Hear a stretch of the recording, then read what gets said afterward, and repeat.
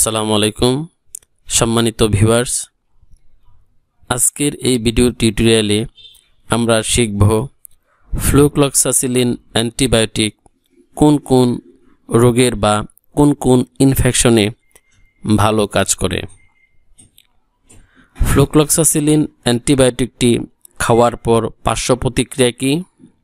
Pregnant মহিলারা কি flucloxacillin অ্যান্টিবায়োটিকটি খেতে পারবেন? ফ্লুক্লক্সাসিলিন অ্যান্টিবায়োটিকটি কি প্রেগন্যান্সির কোন ক্যাটাগরিতে পড়ে? বয়স্কদের ডোজ কীভাবে ক্যালকুলেশন করতে হয়? দিনে কতবার খেতে হবে? কতদিন খেতে হবে? বাচ্চাদের ডোজ কীভাবে ক্যালকুলেশন করতে হয়?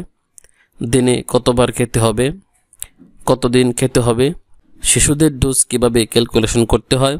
দিনে কতবার খেতে হবে? কতদিন খেতে হবে? ইত্যাদি নানা প্রশ্নের উত্তর পাবেন এই ভিডিওতে। ফ্লুক্লক্সাসিলিন অ্যান্টিবায়োটিকটি বিভিন্ন ওষুধ কোম্পানির বিভিন্ন নামে হয়ে থাকে, যেমন ফ্লুক্লক্স, ফ্লুস্টার, ফ্লুব্যাক্স, অ্যাফ্লক্স, ফ্লুপেন ইত্যাদি।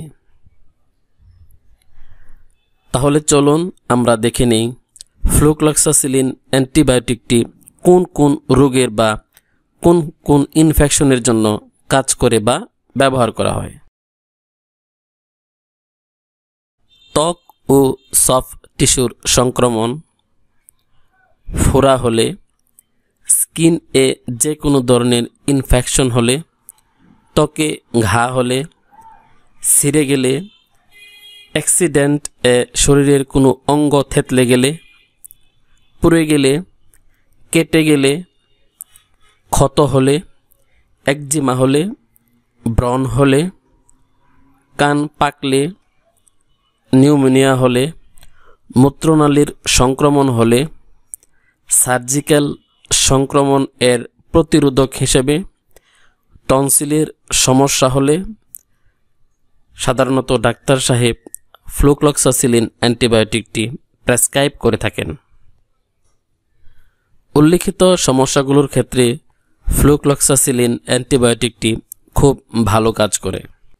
পার্শ্ব প্রতিক্রিয়া: বমি বমি ভাব হতে পারে, উদরাময় হতে পারে, মাঝে মাঝে চামড়ায় ফুসকুড়ি দেখা দিতে পারে, চামড়ায় চাকা দেখা দিতে পারে।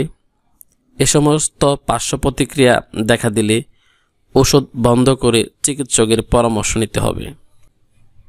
এখন আমরা দেখে নিব প্রেগন্যান্সি ক্যাটাগরি। গর্ভকালীন এবং স্তনদানকালে অবশ্যই ডাক্তারের পরামর্শ নিয়ে ফ্লুক্লক্সাসিলিন সেবন করতে পারবেন, কারণ ফ্লুক্লক্সাসিলিন অ্যান্টিবায়োটিকটি প্রেগন্যান্সি ক্যাটাগরির বিতে রয়েছে।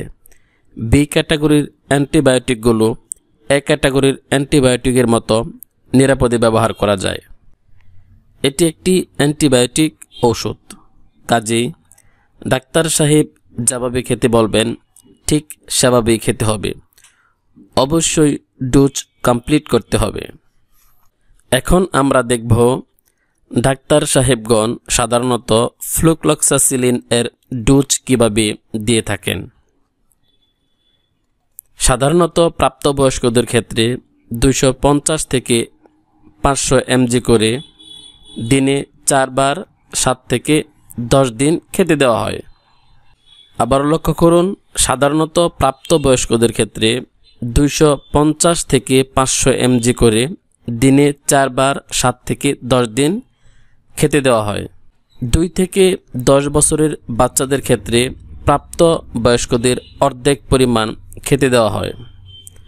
আবার লক্ষ্য করুন, 2 থেকে 10 বছরের বাচ্চাদের ক্ষেত্রে প্রাপ্ত বয়স্কদের অর্ধেক পরিমাণ খেতে দেওয়া হয়। সবসময় কম ডোজ দিয়ে শুরু করতে হবে।